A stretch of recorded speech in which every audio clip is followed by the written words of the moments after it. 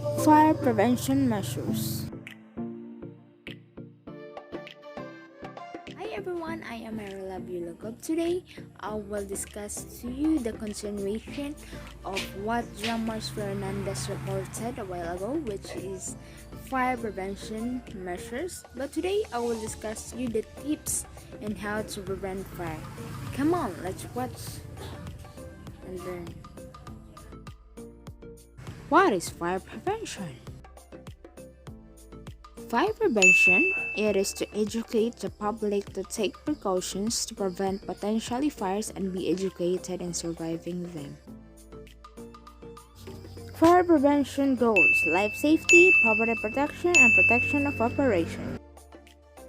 Life safety. The primary goals of fire safety is to protect building occupants from injury and prevent loss of life. Property protection. The secondary rule of fire safety is to prevent damage. Protection of operations. By preventing fires and limited damage, we can assure that work operations will continue. The strategy of preventing fire. Fuel, heat, and oxygen are the three things para makakreate ta og fire. Kung wala ni isa o duha sa ilaa, dili ta makakreate og fire. So, unsa din ang combustion? Combustion kay sa Bisaya na siya is pagsunog. Unay combustion. So, unsa day basic strategy para makapreventa sa fire o atong makontrol? So, atong ilahi ang sources sa fire, which is ang fuel, ato siyang ilahi and etc. katong sources of fire. Some tips to prevent house fire. Or even in laboratory nato, pwede nato na siya ma-apply kasi mga angay buhaton. So keep your stove and oven clean. Don't worry, the stove didn't randomly combust because of your cooking. It most likely happened because forgotten food particles na burner got too hot. Kana bitong habilin nang pagod na siya, mao na siya hinungdan. So food particles aren't the only thing that could cause this to happen. So dili lang kay mga food particles, kundi if your curtains hang a little too close to the stove, they can catch fire. Kana pong mga kortina nga doon sa stove, syempre madakop biya na og fire. If you leave a dish towel or cookbook on a burner that you forgot was still hot, they can catch fire. O kana pong mga dish towel nga mga nahabilin, mga cookbook nga nahabilin, so mainit man na siya. So makakatch siya og fire. So sa itong buhaton is ato siyang i-keep, ato siyang ipalayo or ato siyang taguan ng human natong gamit. No? So don't leave your kitchen. A few seconds is all it takes for a fire to break out. This is why you never want to leave cooking food unattended. If you have to leave the kitchen for any reason, turn off the pot of noodles first. So kung lakaw manggalit ka, so i-turn off ang pot. If for whatever reasons you can turn off the oven. Call someone into the kitchen to watch the food until you get back. So, kung dili magani ma-turn off ang oven, kay lagi nabi na timer, right? So, tawag ga imong kuya, ate, or imong manghod to watch over until nga mabalik ka. So, mauna siya ngay natong buhaton para to prevent fire. Dapat aware sila nga ning lakaw ka kay ngano kanang magsalig man gud sila nga nakakadira nya isiga-siga na dayto inyong kusina. Dapat aware sila. So, dili lang to bian ang atong kusina no or ang atong giluto kay isa maguna sa rason nga kasagara gyud nga magsunog. Always check your dryer. Depending on what type of dryer you have, they need to be inspected on a yearly basis. We all get in a hurry when we're going to our chores. But don't forget to clean out your clean drum every time you put in a new load of laundry. You also want to check behind the machine to make sure lint or little clothing items like socks didn't manage to get back there.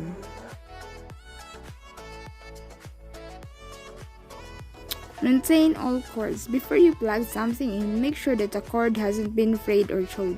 If you do notice damaged wires, replace them as soon as possible because this is a huge fire hazard. Also, check your cord placement. They tend to get hot, so you want to avoid running them under a rug or between your wall and furniture. So kung na kayo makita sa imuhang wires nga kanabitaw na nasunog na or na laksian, so dapat mo na siyang ilisan kay mao man ay makakos isa sa mga cause of fire, right?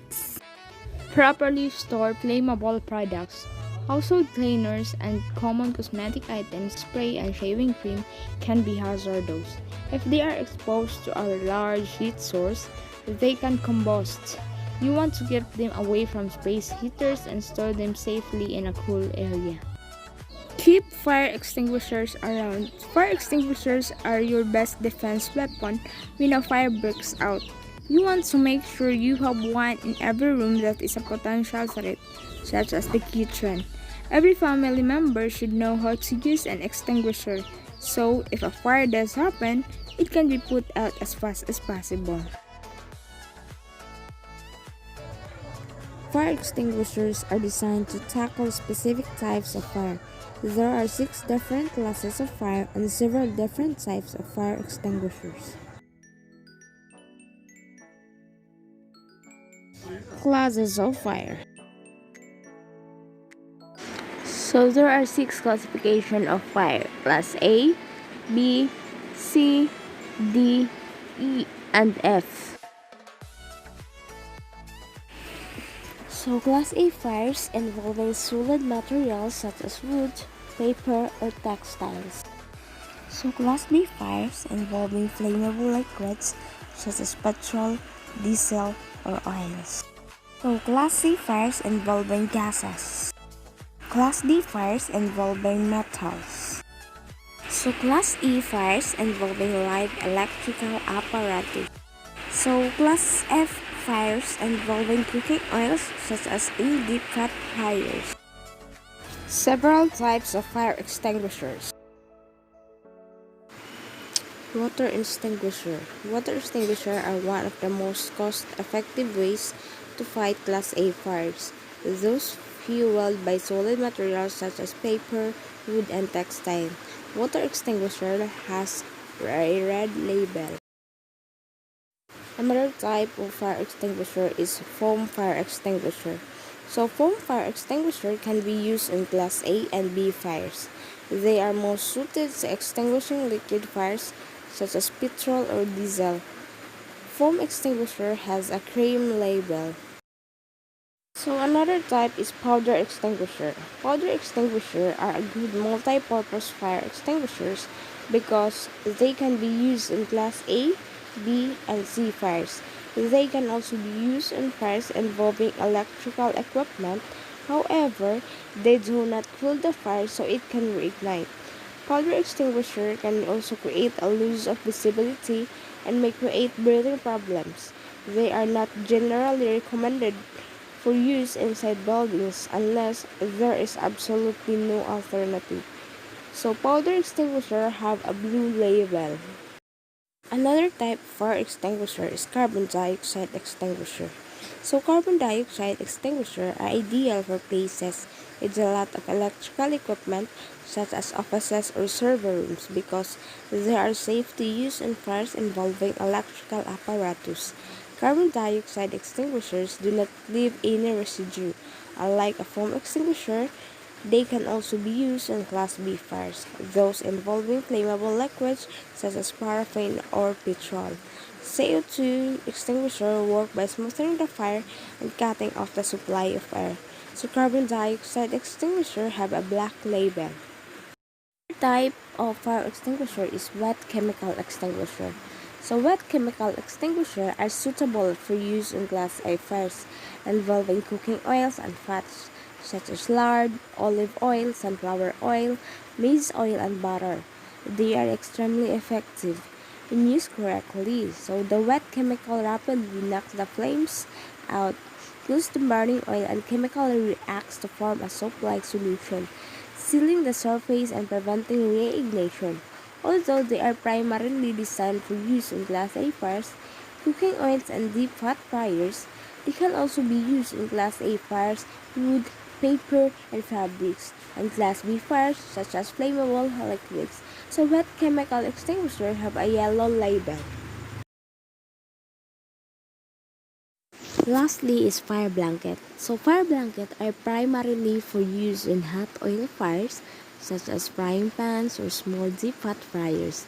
They can also be used in someone whose clothing has caught fire. They work by smoothing the fire, stopping access to the oxygen, fueling it, and extinguishing it. So as you can see in different classes of fire, there is a designated fire extinguisher and to use in order to prevent fire. That's all. Again, I am Mary Love You Longcob. Thank you for watching.